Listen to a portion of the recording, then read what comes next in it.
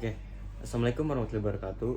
Nama saya Rafael Gunawan dengan NIM 21106 11341. Dan di sini saya mengambil mengenai kasus resolusi PBB akan desak Rusia bertanggung jawab bayar ganti rugi kehancuran di Ukraina. Oke. Dan di sini saya ingin menjelaskan mengenai tanggung jawab atas kejahatan internasional.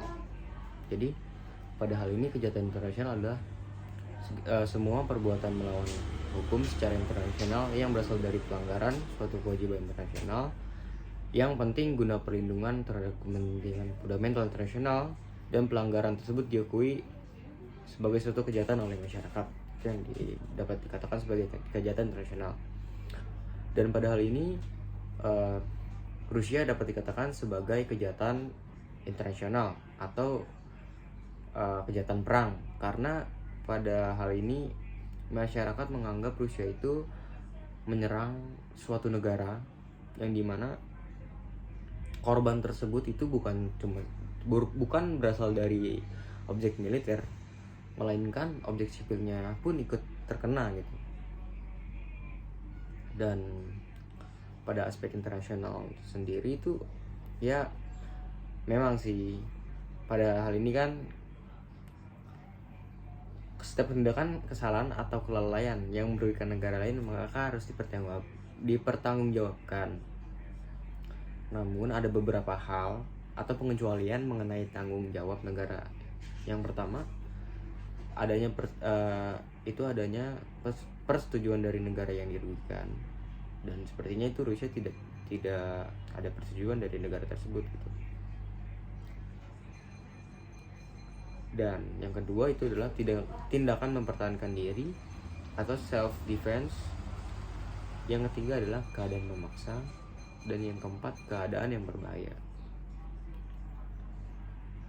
Ya mungkin kalau dari yang adanya persetujuan dari negara yang dirugikan, sepertinya Rusia telah melakukan deklarasi tanggal 22 Februari sepertinya, dan itu ya berarti secara langsung atau tidak langsung itu telah melakukan suatu persetujuan kalau dia itu menyatakan perang kepada negara tersebut gitu, meskipun dari negara tersebutnya itu belum mengkonfirmasi kalau sama-sama mau dalam perang itu. Oke. Dan dalam hal ini yang kelima, keadaan yang sangat diperlukan. Dalam aturan-aturan yang terdapat di dalam hal ini semua tuh melingkup dalam tujuan Rusia gitu. Contoh yang dapat saya jabarkan itu adalah keadaan yang sangat diperlukan atau necessity. Ya, karena jika sampai Ukraina bergabung dengan NATO, maka itu menjadi suatu ancaman besar untuk Rusia gitu, karena dari sebelum terjadinya Rusia dan Ukraina dulu masih menjadi satu kesatuan, yaitu adalah Uni Soviet dan NATO gitu. Dan pada hal itu Uni Soviet dan NATO itu sangat bertentangan untuk keduanya gitu. Jadi udah berbeda pandangan lah, atau tidak sesuai dengan visi mereka gitu. Jadi kayak udah sendiri-sendiri gitu kan. Nah, dan pada hal ini makanya kenapa Rusia melakukan suatu gencatan senjata ke Ukraina ya, karena pada tujuan ini tuh Rusia berusaha untuk mengambil wilayah Ukraina lagi, atau berusaha untuk menekankan kalau pokoknya jangan sampai bergabung sama NATO deh, karena kalau sampai bergabung itu bakal ada kekacauan yang sangat besar gitu. Maksudnya bakal terjadi suatu masalah besar untuk Rusia gitu, karena jaraknya sangat dekat dan posisi yang strategis gitu. Jadi setahu saya Ukraina tersebut dapat ingin dijadikan tempat atau camp latihan untuk NATO gitu.